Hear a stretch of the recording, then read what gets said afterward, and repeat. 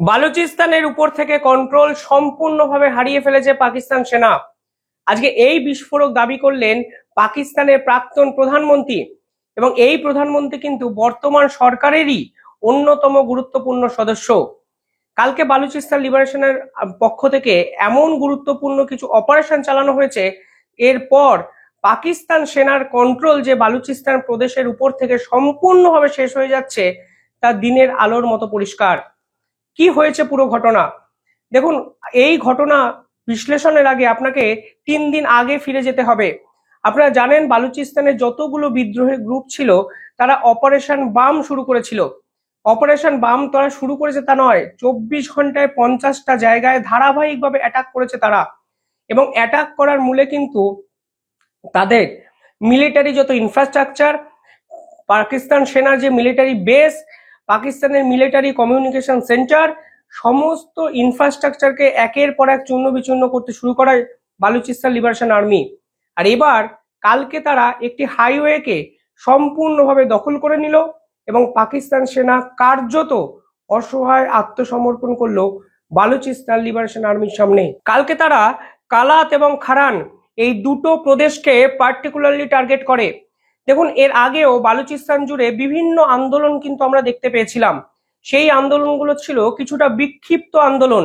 বিভিন্ন বিদ্রোহী গ্রুপ পাকিস্তান সেনার বিপক্ষে সেপারেটলি আন্দোলন করত।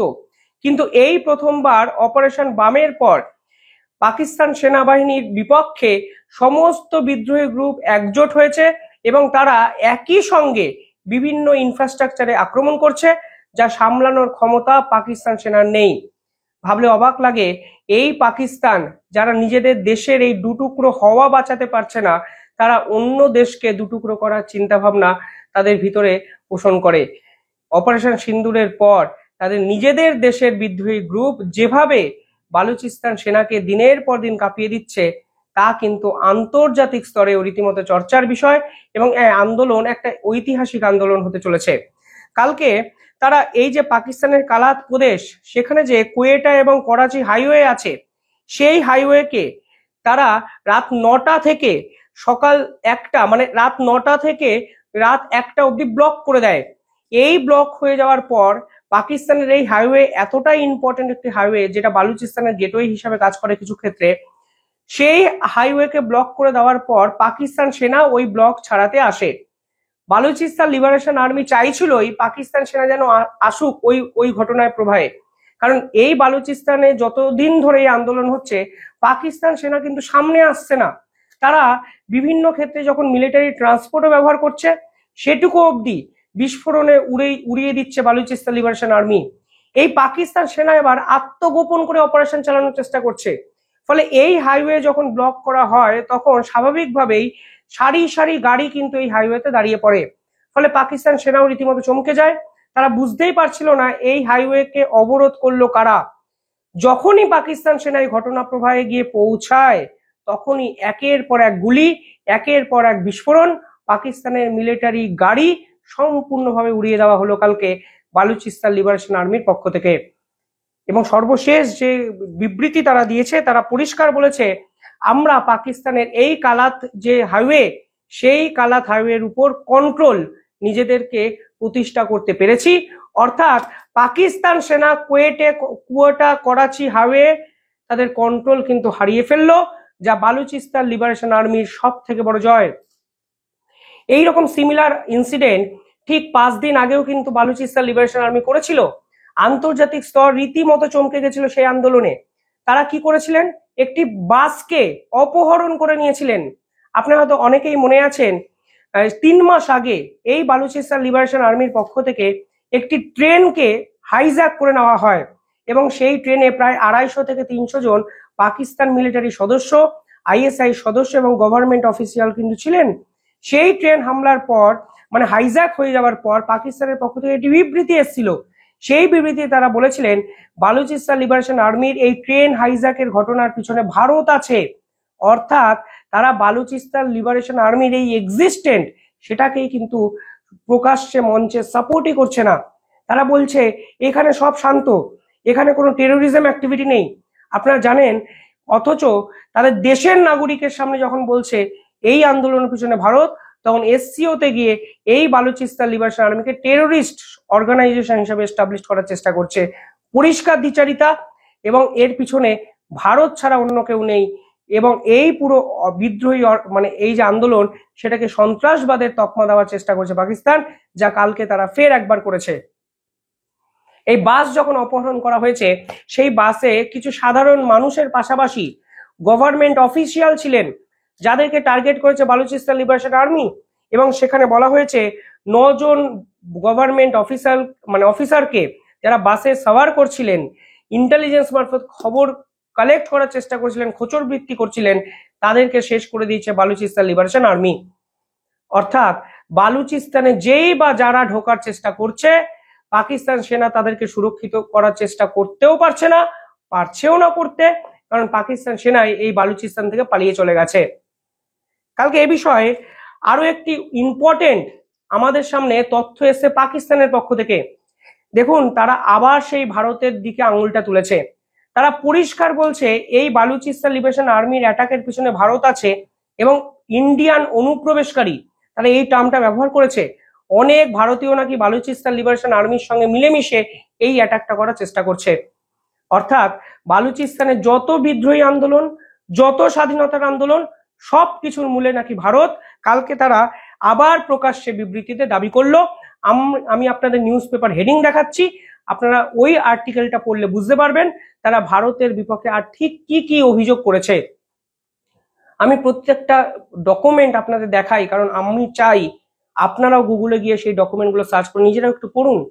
দেখবেন বাংলাদেশ থেকে একঝাঁক মানুষ ভুয়া খবর, ভুয়া তথ্য এসব বারংবার আমাদের ভিডিওতে এসে বলে, কিন্তু বিশ্বাস করুন আমাদের ভিডিওতে এই কমেন্ট করে তারা যে সময় অপচয় করেন, এবং বাংলাদেশি কেন অনেক ভারতীয়রাও এসে এখানে কমেন্ট করেন যে তথ্য কোথায় পেলে, এই তথ্য ভুয়ো। আমি জানি না তারা আসলে ভারতপন্থী কিনা। আজকে এই প্রশ্ন তুলতে বাধ্য হচ্ছে, কারণ কালকেও এরকম একটি কমেন্ট আমি দেখেছি, যেখানে ভারতের স্বরাষ্ট্রমন্ত্রী চায়নায় গিয়ে চায়নাকে হুঁশিয়ারি দিয়েছে, অথচ আমরা ভারতীয়রা জয়শঙ্করের এই হুঁশিয়ারির বিপক্ষেই প্রশ্ন তুলছি। তারা নিজেরা একটি আর্টিকেলটি যদি পড়ে নেন, তাহলে হয়তো তাদের যে কনসেপ্ট, সেই কনসেপ্ট কিন্তু ক্লিয়ার হয়ে যাবে।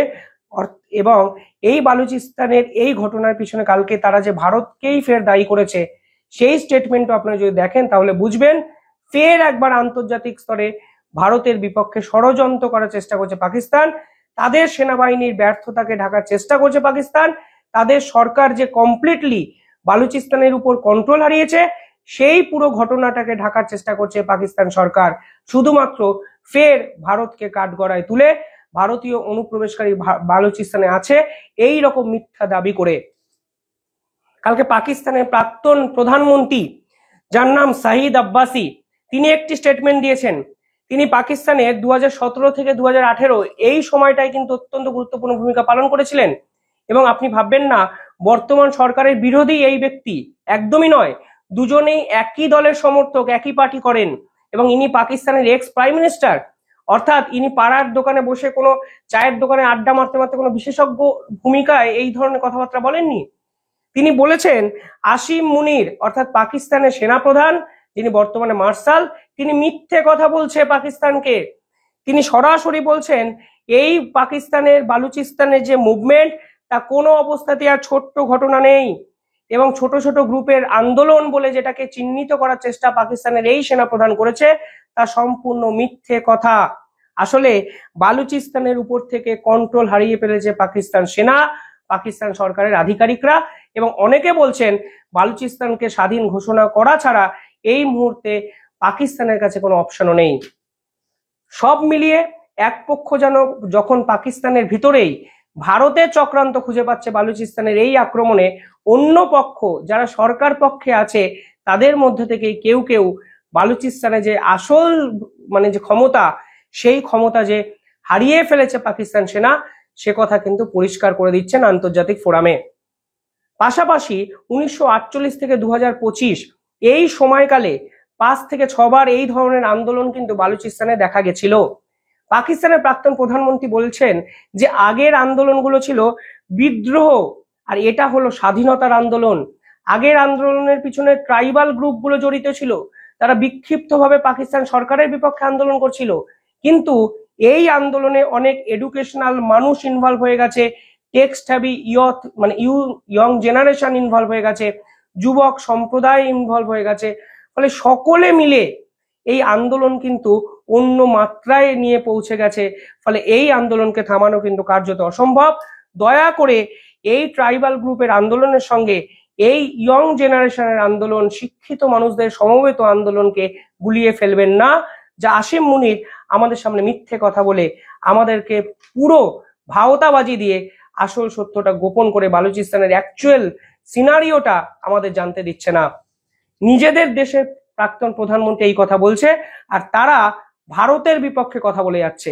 আমি জানি না এই হতাশাজনক ছবি পাকিস্তান ছাড়া বিশ্বের অন্য কোনো দেশের পক্ষ থেকে উঠে আসবে কিনা ভবিষ্যতে। তবে বালুচিস্তানের উপর থেকে কন্ট্রোল হারিয়েছে পাকিস্তান সেনা। কুয়েটা হাইওয়ে দখল করলো বালুচিস্তান।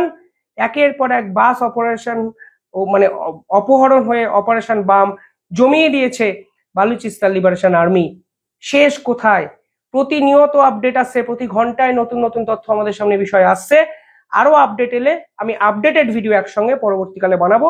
দেখতে থাকুন দ্য ইন্ডিপেন্ডেন্ট বেঙ্গল। ধন্যবাদ।